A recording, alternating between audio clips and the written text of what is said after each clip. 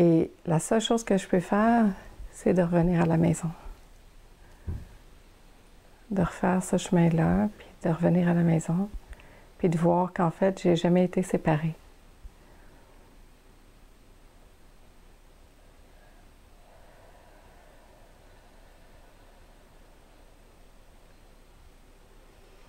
C'est comme si ces personnes-là, ces situations-là, même si ça me met en colère ou je peux avoir plein de jugements par rapport à ça, sont là pour me permettre de voir que je me suis quittée.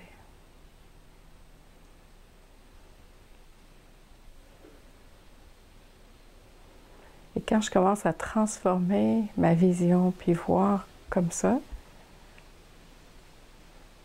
je suis libre. Je suis libre parce que j'arrête de donner le pouvoir à ce qui est à l'extérieur de moi. Puis je reviens ici. C'est une invitation pour revenir avec moi. C'est normal, c'est humain de sentir ça. On sent tous ça. Tout le monde a senti ça un jour ou l'autre dans sa vie. Puis on va encore le sentir. C'est pas vrai qu'il y a juste de la paix tout le temps. C'est pas comme ça que ça marche. Il y a ça, ces situations-là qui arrivent pareil. Mais je vais y croire de moins en moins. Puis je vais le voir. Ça ne veut pas dire que ça ne va pas exister. Ça veut juste dire que je vais le voir plus rapidement, puis je vais reprendre ma position. Je vais pouvoir tout de suite, quand je le vois, dire merci, de me dire que, de me montrer que je me suis quittée, puis je vais revenir à la maison.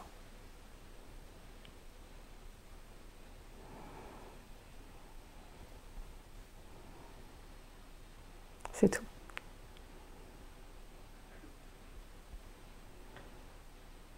Comment tu te sens là maintenant?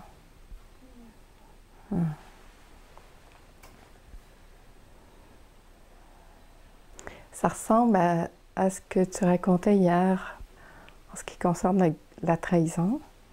C'est une autre couleur, la comparaison, mais en fait, c'est pareil. On voit que c'est pareil. C'est l'invitation à revenir là tout le temps. Et ça, c'est juste merveilleux.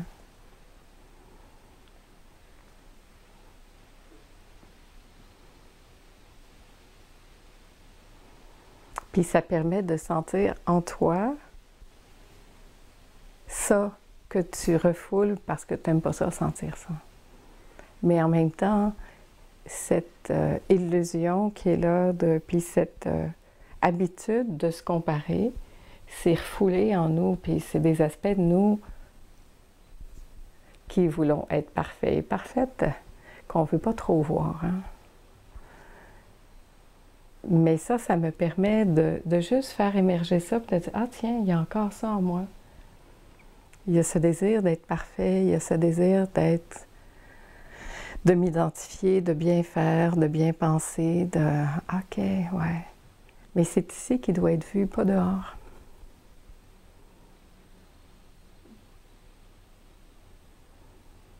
Hein, c'est comme l'exemple que je donne, que tu aimes beaucoup dans le miroir.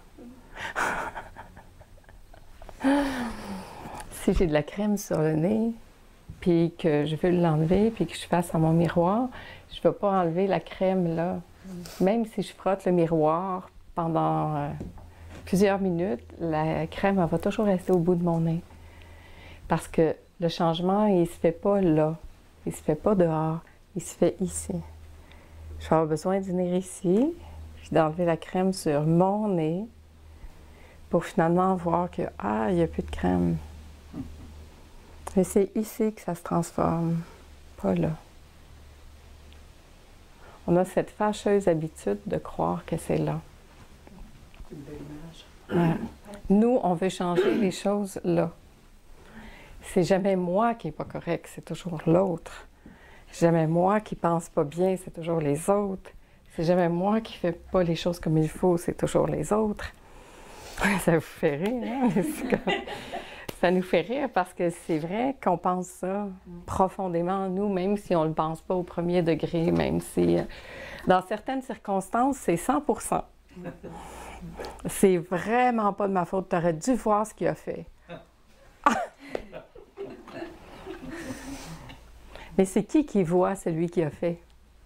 C'est qui sent ce que je sens face à l'autre qui a fait ça? Et c'est ici que ça se passe. Le senti, il est là, il n'est pas là. Alors, c'est vraiment comme un acte de grande humilité, de grande... beaucoup d'amour, de bienveillance, que de voir que... Puis c'est ça, le changement de vision, c'est ça le switch. Le mental, lui, il va lâcher le morceau très difficilement. Parce que le mental, lui, est convaincu que ça vient de l'extérieur. Que moi, je suis blanche comme neige. Fait qu'il va tout monter des structures, puis des preuves même, pour prouver que c'est dehors que ça se passe, puis que ça ne marche pas. Mais en fait, tout ça, ça vient me montrer que moi, je me suis séparée, que moi, je me suis coupée, que moi, j'ai quitté cet espace-là, qui est cet espace-là réel en moi.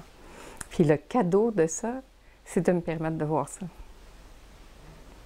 Puis de dire, ouais, je pense qu'il est temps que je revienne à la maison.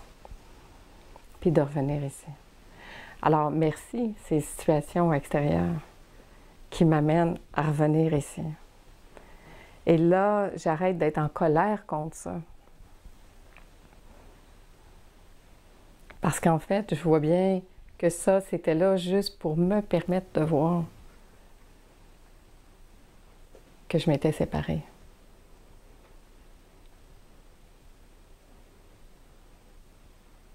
Ça passe-tu, ça? Est-ce que ça veut dire qu'à chaque fois qu'on a une émotion, c'est qu'on a quitté notre maison? Qu'est-ce que tu en penses? Bien, moi, je pense qu'il peut arriver des situations où on peut avoir de la peine, par exemple, puis que cette peine-là va justifier, mettons, ton père meurt. Tu as de la peine, tu peux vivre toutes sortes d'émotions en lien avec ce décès-là. Je sais pas trop. Oui, c'est pas qu'il n'y a plus d'émotion, en fait. Non, mais est-ce que chaque émotion, c'est le fait que je me suis quittée? Chaque émotion est une invitation à revenir ici pour t'évaluer toi-même, pour sentir toi-même où tu es. C'est quand on va dans de l'émotivité que là, c'est comme... ça, c'est le signal d'alarme qui fait... Whoop, whoop, whoop, si quelque chose nous fait réagir. C'est ça. Ouais. Parce que des émotions, je vais toujours en avoir. Mais est-ce que je vais m'accrocher à ça? Est-ce que je vais m'identifier à ça outre mesure?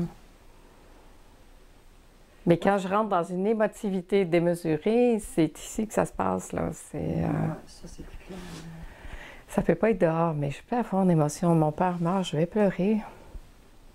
Mais je peux pleurer ma tristesse, qui est ma tristesse de ici, maintenant, sans faire toute une histoire avec ça. S'il y a toute une histoire d'accrocher à ça, c'est que là, je suis dans une histoire d'une émotivité incroyable de je veux justifier ou je veux juste pas me donner le droit de sentir la tristesse qui est là.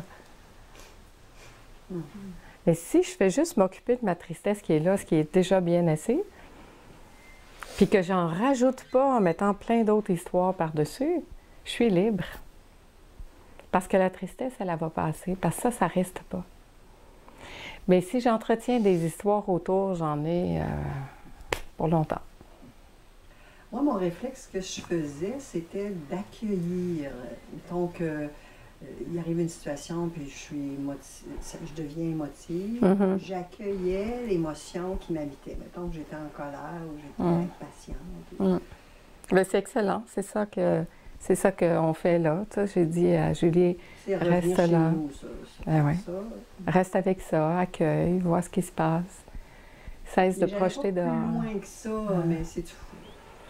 Bien, parce que d'une certaine façon, des fois, l'accueil, étrangement, ça peut beaucoup ressembler à « je veux que ce soit autrement ».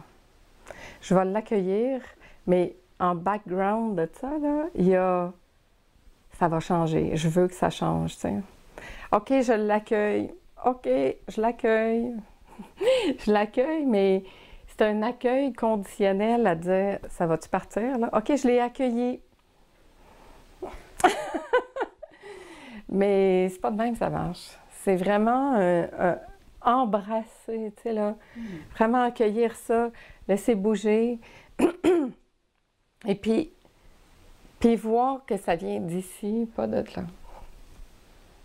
Ça, c'est vraiment la plus grosse des choses.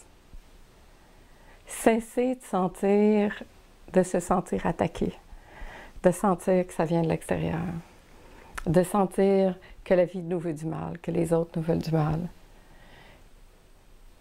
C'est pas vrai. Quand moi, je vais arrêter de me faire du mal, de me couper, de me séparer, de me sentir différente, de me sentir à part, je ne vivrai plus des circonstances comme ça. Puis s'il y en a, je ne me sentirai pas concernée. Mais je ne peux pas juste me dire ça rationnellement. Il faut que je revienne chez moi puis me dire... Il n'y a rien de rationnel là-dedans.